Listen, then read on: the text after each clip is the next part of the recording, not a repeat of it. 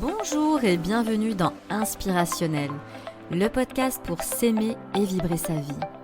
Je m'appelle Alexandra, je suis coach de vie certifiée, entrepreneuse et fondatrice d'Alexandra K. J'accompagne les femmes à retrouver confiance, équilibre et épanouissement.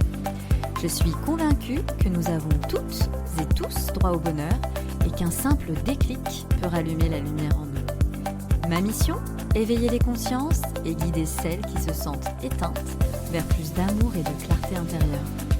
Dans ce podcast, je vous partage chaque semaine des outils et des réflexions autour de l'amour de soi et de la reconnexion à soi pour vous aider à avancer avec authenticité et sérénité. Et une fois par mois, une experte viendra enrichir notre voyage avec son regard éclairé. Alors, prête à rayonner ? Installez-vous confortablement, l'épisode commence maintenant. Bonne écoute!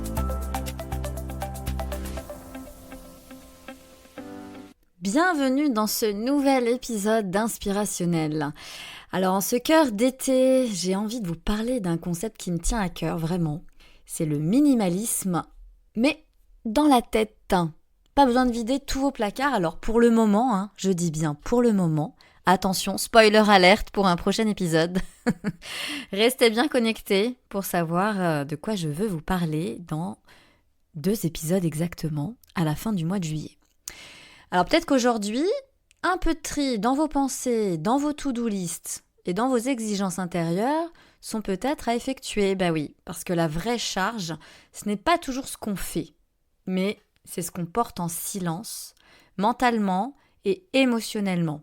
Alors aujourd'hui, on va explorer pourquoi nos esprits sont si encombrés, comment peut-on faire de la place pour plus de clarté et de paix intérieure, et puis bien sûr, je vous proposerai, comme à chaque fois, un petit rituel hebdo simple mais puissant à tester dès ce soir.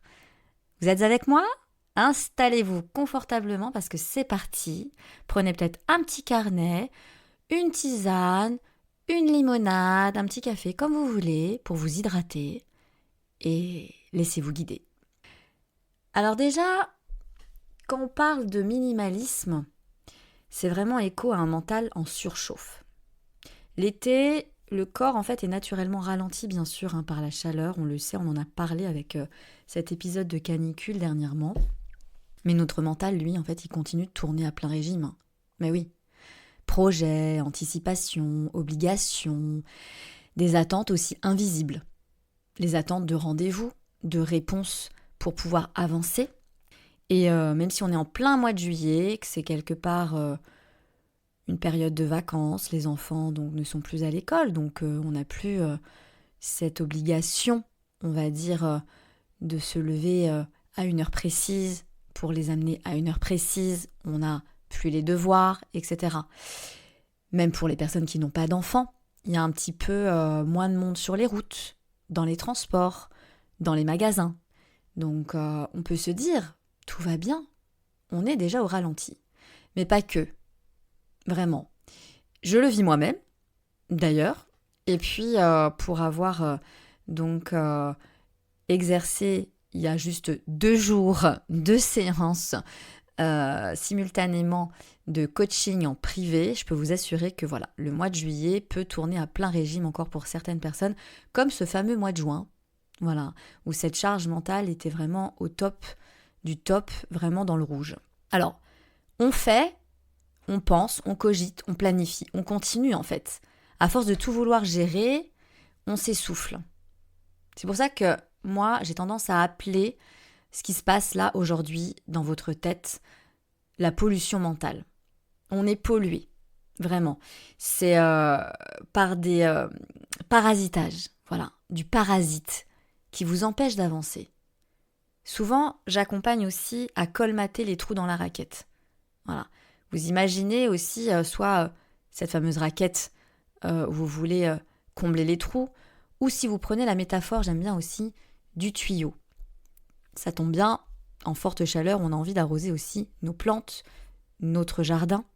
Et donc, imaginez ce tuyau, voilà, mais avec des petits trous. Donc, est-ce que l'eau continue de couler jusqu'à bon port ? Vous allez me dire, non Alexandra. Bah oui, Parce qu'avec ces petits trous, de part et d'autre, en fait, ça ne va pas jusque vos plantes, jusque vos fleurs. Mais non, l'eau disparaît bien avant, dans les trous. Et donc c'est pour ça que si vous prenez cette métaphore du tuyau, de colmater les tuyaux, c'est comme vos pensées en fait. Vos pensées, votre cerveau a des trous un petit peu partout, dans la raquette, dans le tuyau. Et donc vous êtes dans cette incapacité d'aller au bout du bout de cette clarté, de cette luminosité, de cette prise de conscience de ce qu'il faut faire, de ce qui est bon pour vous. Parce que ça s'échappe de part et d'autre. Et en fait, vous n'en pouvez plus. Vous êtes pollué, vous êtes parasité par des toutes petites choses, des parasitages qui viennent grignoter un petit peu chaque jour, encore plus votre cerveau. C'est comme ce bruit de fond incessant qui vous empêche en fait, justement, la créativité, la sérénité et d'avoir cette clarté mentale. Donc on se lève, bien sûr déjà fatigué, si on est parasité, si on ne fait pas ce travail de désencombrement mental, on est fatigué déjà rien qu'en se levant, et puis on oublie des choses.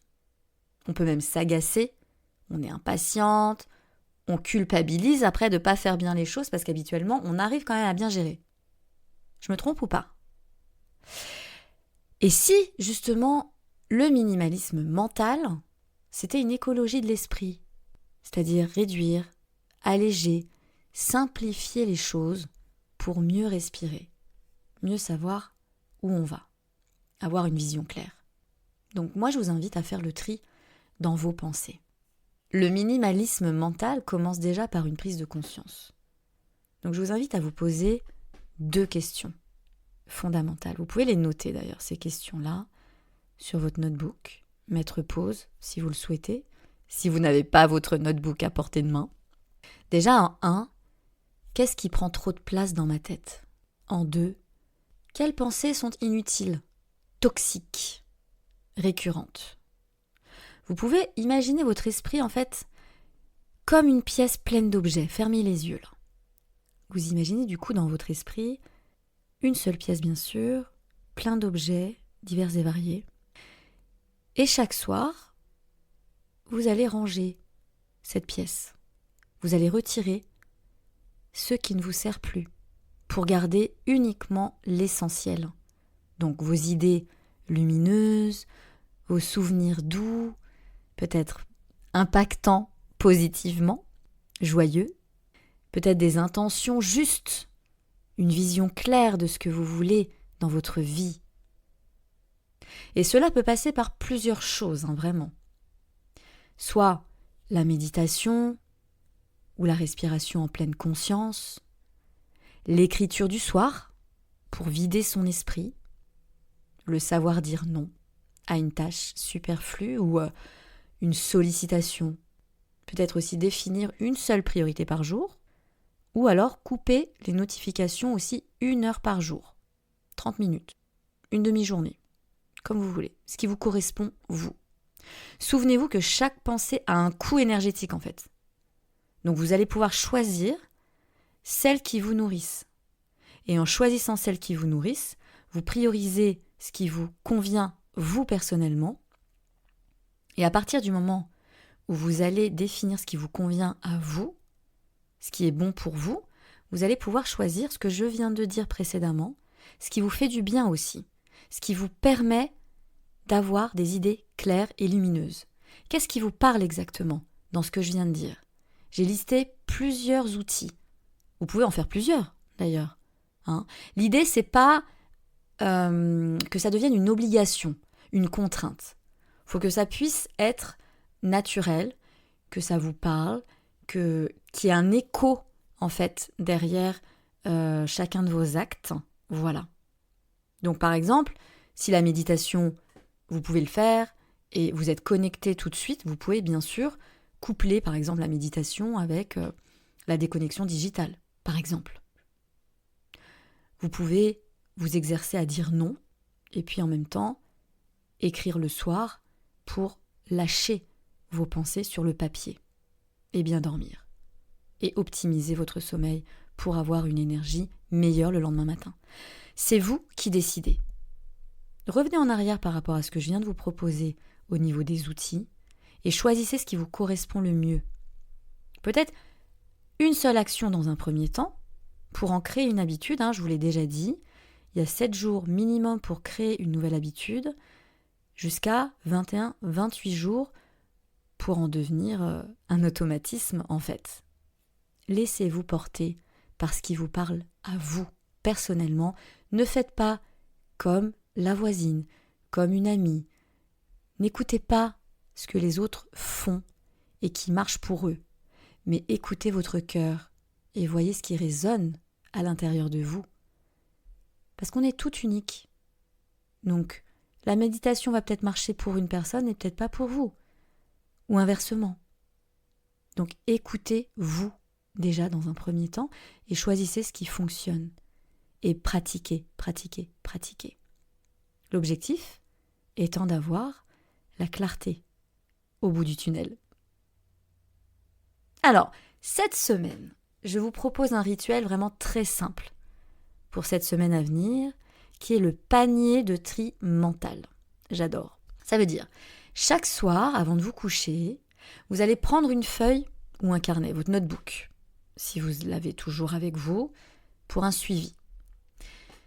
Plutôt un notebook d'ailleurs, parce qu'une feuille, ça peut voler, après on ne l'a plus. Bon, là d'avoir tout sur papier, sur un seul et même socle unique, vous permet, quand vous regardez une semaine après, un mois après, 3, 6 mois après, vous pouvez vérifier vos avancées.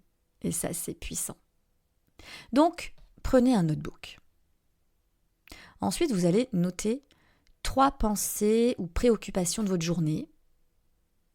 Et vous allez vous demander à chaque fois, vous allez vous poser 3 questions précises. Est-ce que je peux agir maintenant ?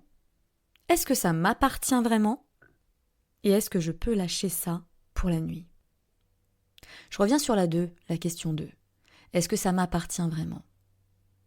Vous savez pertinemment que si ça ne vous appartient pas, vous n'avez aucune puissance pour modifier la chose.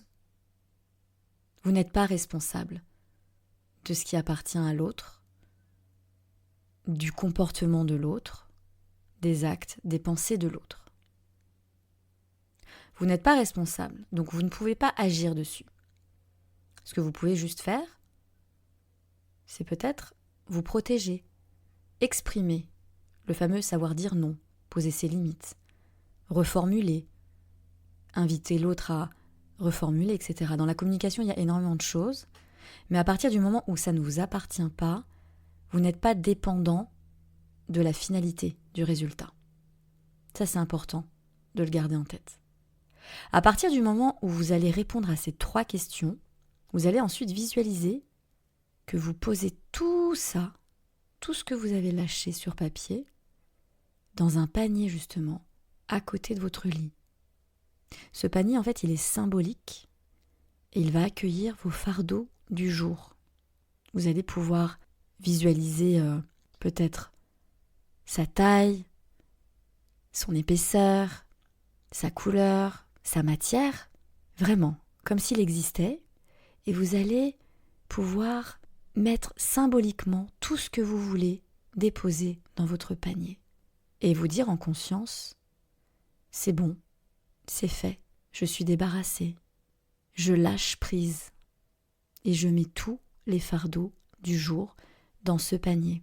Ensuite, vous pouvez accueillir vos émotions qui vont peut-être parler de soulagement, de sérénité, de peut-être même plénitude, épanouissement, bien-être, voilà. Mettre des mots sur vos ressentis et ressentir, ancrer toutes ces sensations physiques à partir du moment où vous aurez lâché et tout déposé dans votre panier. Et puis, vous pourrez reprendre le même rituel le lendemain. Repartir sur votre carnet le soir, renoter vos préoccupations, pensez, vous posez ces 3 questions. Est-ce que je peux agir maintenant ? Est-ce que ça m'appartient vraiment ? Est-ce que je peux lâcher ça pour la nuit ? En conscience. Faites-le vraiment sérieusement et lâchez tout symboliquement dans votre panier, et vous verrez qu'au fil de l'eau, au fil des soirées, le lâcher-prise, en fait, va devenir un rituel, un automatisme, et ça va faire partie de vous, et vous allez pouvoir modifier votre programmation, votre mode de fonctionnement. Ce petit geste, en fait, répété chaque jour, fait un bien fou. Je le dis tout le temps, c'est la pratique. La pratique. Vous pourrez réajuster, d'ailleurs. Si vous le faites une première fois, que ça ne fonctionne pas trop bien, analysez pourquoi ça ne fonctionne pas. Est-ce que c'est le moment, le lieu, la façon de faire, le support, les questions, etc.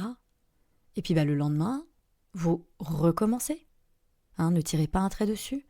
Recommencez et ajustez par rapport à ce qui est bien pour vous, ce qui vous parle plus à vous qu'à une autre personne. Parce que cet exercice, il est vraiment puissant. Il vous permet aussi de préparer l'endormissement, de bien dormir. Et on sait bien sûr que si vous avez un bon sommeil récupérateur, l'énergie le lendemain matin, elle est au maximum. Et vous passez une autre journée. En tout cas, vous avez une autre saveur de votre journée. Donc ça prépare votre mental au repos, ça crée de l'espace à l'intérieur de vous et ça vous offre vraiment une paix intérieure. Alors pour conclure, vous n'avez pas besoin d'en faire plus pour mériter de souffler. Vous avez juste le droit d'avoir un esprit tranquille, des pensées douces, des journées un peu plus légères. Donc moi je vous invite vraiment à suivre ce rituel du panier du tri mental, vraiment de manière régulière. Partagez-moi en commentaire d'ailleurs, quand vous allez avoir fait ce petit rituel, ce que ça a procuré en vous. Ne serait-ce que déjà la première soirée, la première nuit, et puis au bout d'une semaine, comment ça se passe? Qu'est-ce qui a évolué en vous? Testez-vous et partagez-nous les résultats, vos avancées. Et si vous voulez aller plus loin pour poser les bases vraiment solides de votre bien-être, je vous invite, si ce n'est pas déjà fait, à découvrir mon accompagnement Éclosion. C'est un programme pour retrouver clarté, équilibre et confiance. Toutes les infos sont sur mon site alexandraka.fr. Je vous souhaite une très belle semaine estivale, douce, épurée et sereine. Et à dimanche prochain dans Inspirationnel. Merci d'avoir écouté cet épisode d'Inspirationnel. J'espère qu'il vous a apporté des clés, des inspirations et des prises de conscience pour avancer avec plus d'amour et de confiance en vous. Si cet épisode vous a plu, n'hésitez pas à le partager à une amie qui pourrait en avoir besoin et à me laisser une note et un commentaire sur votre plateforme d'écoute préférée. C'est le meilleur moyen de soutenir ce podcast et de permettre à d'autres femmes de trouver leur propre lumière. Et si d'autres sujets vous intéressent et résonnent en vous actuellement, faites-le moi savoir aussi en commentaire et je créerai des épisodes dédiés spécifiquement selon vos demandes.